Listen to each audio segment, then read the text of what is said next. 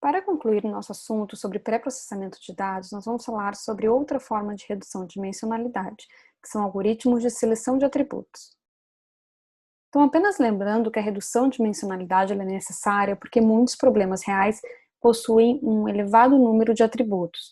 E, conforme a gente discutiu na aula passada, esse elevado número de atributos, ele prejudica a tarefa dos algoritmos de aprendizado de máquina de detectarem padrões de acordo com os valores dos atributos de entrada, né, ou seja, no espaço de entrada do meu problema, para poder, então, gerar um modelo de predição em relação a uma classe, ou um valor numérico, assim por diante.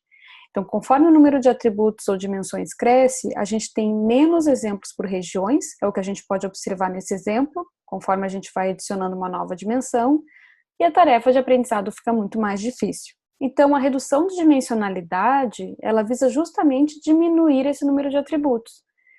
E existem algumas formas de fazer isso, nós discutimos anteriormente a parte de extração de atributos, e hoje o que nós vamos falar é seleção de atributos. A seleção de atributos, conforme nós vamos ver, ela adota diferentes algoritmos ou estratégias para descartar um subconjunto de atributos, mantendo apenas os melhores preditores de cada classe. Então, diferente da extração de atributos que combina atributos originais em novos atributos, novas dimensões, né? Nós vimos o exemplo das componentes principais, tal que essas novas dimensões sejam em tamanho menor que os atributos originais. Aqui na seleção de atributos, a redução se faz porque a gente descarta atributos que não são relevantes. Então, o nosso assunto hoje é seleção de atributos. Para problemas com alta dimensionalidade, né, nós vimos que a maldição de dimensionalidade ela limita o poder preditivo dos modelos. E uma coisa que nós podemos levar em conta é que no momento em que os dados são coletados, podem haver atributos irrelevantes para a tarefa de aprendizado. Ou seja, atributos que não estão agregando informações àquela tarefa de aprendizado. Então, o que os algoritmos de seleção de atributos fazem é descartar atributos que são irrelevantes, que são aqueles que não trazem informação importante para a gente poder aprender a, por exemplo, classificar algumas instâncias, separar classes. E uma das ideias por trás desses algoritmos de seleção de atributos é de que menos é mais. Eventualmente, eu ter menos atributos, menos dimensões, pode me ajudar na tarefa de realizar o treinamento dos modelos, né, com algoritmos de aprendizado de máquina. Além disso, sempre que possível, sempre que eu tiver um modelo que aprende igualmente bem a partir de menos atributos, aquele modelo sempre vai ser preferível em relação ao modelo que tem um desempenho muito similar, mas usando mais atributos. Então, a ideia é auxiliar os algoritmos, certo? Porque a gente discutiu lá no início da aula de pré-processamento de dados que se eu tenho lixo na entrada, eu terei lixo na saída. Então, a ideia de seleção de atributos é remover aquelas informações, aquelas características que não parecem ser relevantes para o problema que eu estou tentando resolver, seja para um modelo descritivo ou um modelo preditivo. Então, a gente quer minimizar esse efeito do garbage in, garbage out, e a ideia aqui é que eu tenho um conjunto de atributos, certo? E eu vou descartando alguns desses atributos, tá? Então, por exemplo, o x2 aqui, ele foi descartado, o x5 e o x6 foram descartados, né? Então, no final, se eu tenho aqui um conjunto de, por exemplo, d atributos totais, vamos supor que aqui eu estou descartando atributos e eu termino com m atributos. A ideia é que esse valor de m seja menor que o valor de d. Quanto menor for possível, melhor. Então, algoritmos de seleção de atributos, que é o tópico da nossa aula de hoje, eles permitem lidar com a maldição da dimensionalidade, mas eles possuem também outros benefícios. Eles identificam quais são os atributos mais significativos para o problema. Isso é interessante porque eu posso, inclusive, extrair conhecimento sobre o meu domínio a partir dessa análise. Eu posso também reduzir o custo de coleta de dados futuros. Então, vamos supor que para fazer a classificação em função de um determinado diagnóstico, nós temos inicialmente 100 variáveis, 100 atributos disponíveis, e através desse estudo de seleção de atributos e treinamento de modelos, a gente identifica que nós podemos ter um bom desempenho usando somente 30 atributos, dentre os 100 que estavam disponíveis. Então, percebam que a partir de agora, quando chega um novo paciente, eu quero realizar uma análise desse diagnóstico, eu poderia fazer isso em cima de 30 atributos e não 100. Então, é claro que isso reduz o custo de coleta futura, reduz o tempo em que a gente vai estar coletando aquela informação. Essas técnicas também permitem um treinamento mais rápido dos algoritmos, reduzem a complexidade do modelo, facilitando a interpretação. Muitas vezes melhoram o poder preditivo, caso esse subconjunto de atributos seja selecionado corretamente, né, do ponto de vista que seja um subconjunto que melhor descreve o padrão, então melhor permite a separabilidade entre as classes e diminui overfitting novamente. Tá? Então a ideia aqui é diminuir o overfitting também, né, visto que nós vamos ter menos dimensões no nosso processo de aprendizado e essa menor complexidade também auxilia na redução do overfit. Uma coisa para a gente ter em mente é que na maioria dos domínios não é factível selecionar manualmente atributos relevantes, porque isso tem um custo, né? Nós precisamos de pessoas para nos auxiliar com isso, especialistas, então isso normalmente tem um custo que se torna inviável essa tarefa. Eu tenho muitas instâncias, muitas vezes eu vou ter um grande número de atributos, e obviamente a complexa relação entre os atributos dificulta a identificação de quais atributos são irrelevantes, quais eu poderia remover sem prejuízo na minha tarefa de aprendizado. Então a ideia de seleção de atributos, né, é disponibilizar um conjunto de técnicas para a seleção automática desses atributos, realizando uma busca por um subconjunto ótimo, de acordo com um determinado critério, né? Então qual é o melhor subconjunto que me permite, por exemplo, treinar um classificador com um bom desempenho. E esse menor é, né, tão menor quanto for possível. Então, existem 3 abordagens para a seleção automática de atributos que nós vamos discutir brevemente. Tem a abordagem baseada em filtro, baseada em wrapper e a abordagem embutida. Todas elas, o objetivo é selecionar atributos com maior poder preditivo. Claro que isso também em conjunto com a ideia de diminuir esse conjunto de atributos o máximo possível, mas a gente sempre leva em consideração o tamanho não só o tamanho do conjunto, mas o poder preditivo que ele permite. Então, basicamente, essas abordagens, elas fazem uma análise dos atributos em relação à classe esperada ou à minha saída.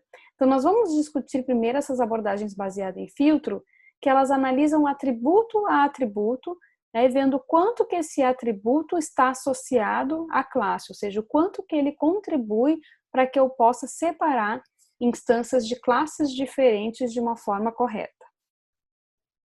Então, na seleção de atributos baseada em filtros, uma coisa para a gente perceber desde o início é que ela é feita de forma independente de algoritmos de aprendizado de máquina. Ou seja, eu vou ter um conjunto de critérios, eu tenho uma série de critérios que me descrevem scores, né, que fazem a avaliação da qualidade de um atributo para uma determinada tarefa de predição, e isso é feito de forma independente de algoritmo, inclusive isso é feito antes da parte do aprendizado pelo algoritmo.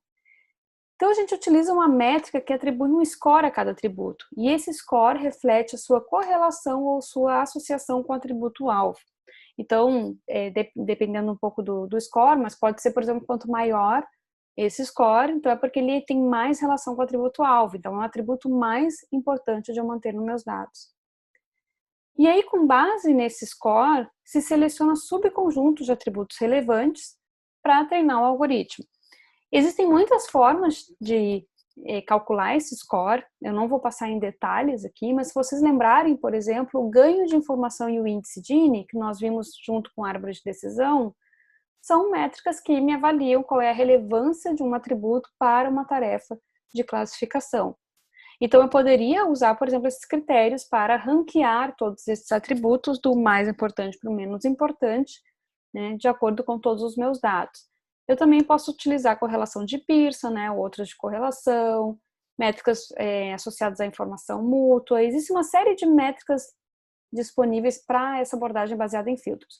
Agora é importante a gente perceber que essa abordagem ela começa, né? Primeiro, eu tenho um conjunto de todos os meus atributos. Eu preciso selecionar o melhor subconjunto aqui, e esse melhor subconjunto é o que eu vou utilizar para treinar o meu algoritmo.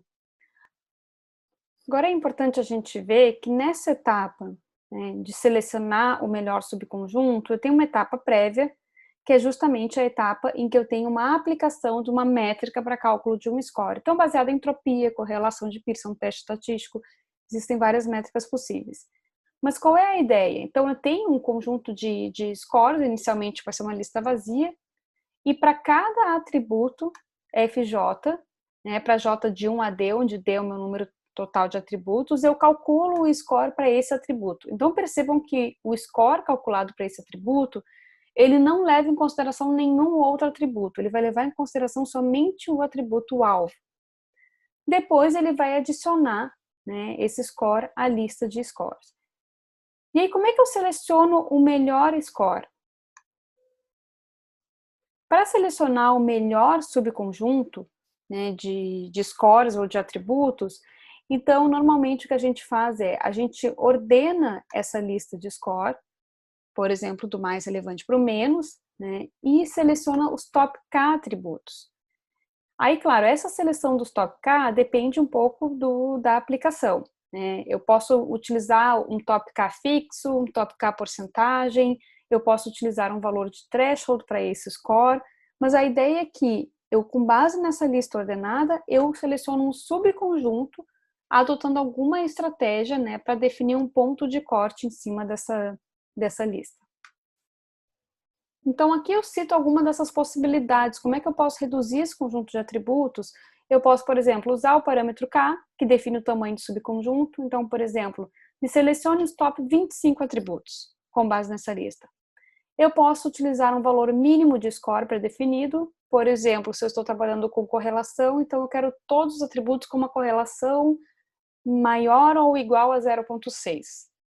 E eu posso também utilizar, fazer essa redução, né, removendo atributos com valores idênticos. Né, mantenho apenas um dos atributos no conjunto, ou seja, se eu tenho dois atributos com a mesma relevância, eu posso optar por selecionar um deles, com base em algum critério relacionado ao domínio, por exemplo, que eles significam. Né. O fato é que dessa lista ordenada, eu vou manter somente um subconjunto desses atributos. Então, agora, selecionando esse subconjunto, né, ele treinaria o algoritmo somente com o subconjunto e avalia a performance. Então, as questões associadas com a estratégia de seleção de atributos baseada em filtros, né, são quantos atributos eu posso selecionar após o cálculo do score. Percebam que não tem uma resposta fixa para isso depende muito do domínio e da estratégia. E também quais são os subconjuntos ótimos, ou seja, como é que eu vou saber com base nesses scores calculados, ou nesse ranking de atributos, qual é o meu subconjunto ótimo. Então, a abordagem baseada em filtros possui vantagens interessantes, tá? Que ela é independente de algoritmo, que significa que eu posso fazer uma seleção de atributos mais relevantes e utilizar com diferentes algoritmos. Normalmente são rápidos e de baixo custo computacional, né? Então lidam bem com grandes bases de dados, porque eu faço apenas uma análise normalmente bastante simples de estatística, de entropia para todos os meus atributos. No entanto, tem desvantagens como não lida bem com multicolinearidade. Tá? O que seria multicolinearidade? Supondo que eu tenho um atributo que tem um custo por produto, outro tem um número de produtos vendidos e eu tenho ainda um de custo total. Esse de custo total justamente é o custo do produto pelo número de produtos vendidos. Então, como esses atributos são avaliados individualmente, se essa questão de custo de produto, custo total, for muito associado com uma determinada tarefa que estou tentando avaliar, percebam que todos os três possivelmente seriam indicados como relevantes, certo? Mas por analisar individualmente cada atributo, o algoritmo não consegue perceber que o custo total na realidade é derivado dos outros dois. Além disso, eu tenho que definir uma heurística, um threshold para gerar o subconjunto de atributos ótimo. Coloquei para vocês que uma das questões é isso, como é que qual é o tamanho do meu subconjunto ótimo? Então, não existe uma resposta para isso, certo? A gente poderia testar diferentes thresholds para verificar com qual deles eu tenho melhor desempenho, mas isso não é uma resposta pré-definida, isso depende muito do contexto que a gente está trabalhando. Essa discussão nos leva à segunda abordagem, que é aquela baseada em wrapper. Então, qual é a ideia da abordagem baseada em wrapper? A seleção de atributos ela é vista como um problema de busca. Eu tenho diferentes subconjuntos de atributos gerados, cada um deles é avaliado e comparado com relação ao seu poder preditivo, por exemplo, como parte desse processo. E a avaliação de subconjuntos é feita com um algoritmo de aprendizado. Ou seja, eu gero alguns subconjuntos de atributos, eu treino o meu modelo e avalio o meu modelo para ver o quão bom é aquele modelo, e eu faço isso para diferentes composições de subconjuntos. Com base nessa avaliação, o meu objetivo é maximizar o desempenho do meu algoritmo. Claro que também reduzindo o conjunto de atributos. Então, na realidade, eu consigo avaliar diferentes subconjuntos e aí eu tenho uma métrica, ou pelo menos uma comparação muito mais direta de como selecionar o melhor subconjunto, porque normalmente é aquele que me dá o melhor desempenho. Então, vamos supor que eu tenho um problema aqui com 3 atributos, x1, x2, x3, e claro, o atributo-alvo que não está sendo mostrado aqui. Para cada um desses atributos, né, eu faço combinações para gerar subconjuntos de tamanhos 1, 2 e 3, né, que é tudo que eu posso gerar com esses 3 atributos. Então, eu tenho um subconjunto de atributo que é só x1, outro que é só x2 e outro x3. Eu também poderia combinar esses atributos par a par, x1, x2, x2, x3 e x1, x3, e por fim eu tenho um conjunto completo de atributos, né, que é x1, x2, x3. Então, o que a gente faz? Gera esses subconjuntos, para cada subconjunto eu treino um modelo, avalio o desempenho, e aí eu tenho aqui o meu desempenho para diferentes subconjuntos, né, para um mesmo problema de predição. Qual é a ideia, então, da abordagem baseada em wrapper?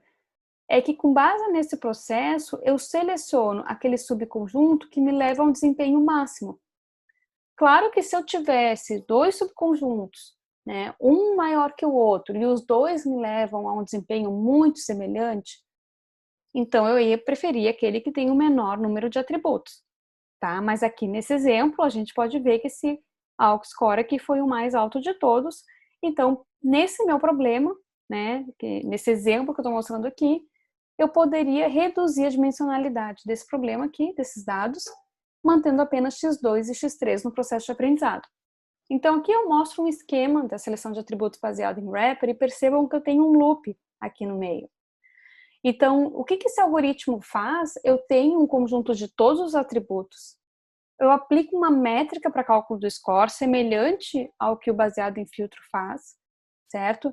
Essa pode ser uma diferente heurística, pode ser algoritmos de busca, então a gente tem o cálculo do score inicial, aí eu gero um subset, treino o algoritmo, né, avalio o desempenho, vou gerando subsets, treino o algoritmo e faço isso, né, N vezes, onde N é o meu número de subconjuntos possíveis, e depois eu seleciono o melhor subconjunto, que é aquele que maximiza o meu desempenho. Então, nesse processo de selecionar o melhor subconjunto, uma coisa que eu tenho aqui importante é uma avaliação para um algoritmo de aprendizado. Então, se eu estou tentando otimizar, por exemplo, o conjunto de atributos para um KNN, buscar vizinhos mais próximos, né? Então, eu vou utilizar o KNN como meu algoritmo de aprendizado. Eu vou gerar subconjuntos, fazer o treinamento do modelo, avaliar esse modelo e faço isso para vários subconjuntos. E aí eu tenho minhas métricas de desempenho, que isso depende da classificação, se é uma tarefa de classificação, se é uma tarefa de regressão, se eu estou trabalhando com modelos descritivos, então avaliar os agrupamentos gerados, e eu utilizo essas métricas para comparar e selecionar o subconjunto ótimo de atributos, que é aquele que maximiza a minha performance.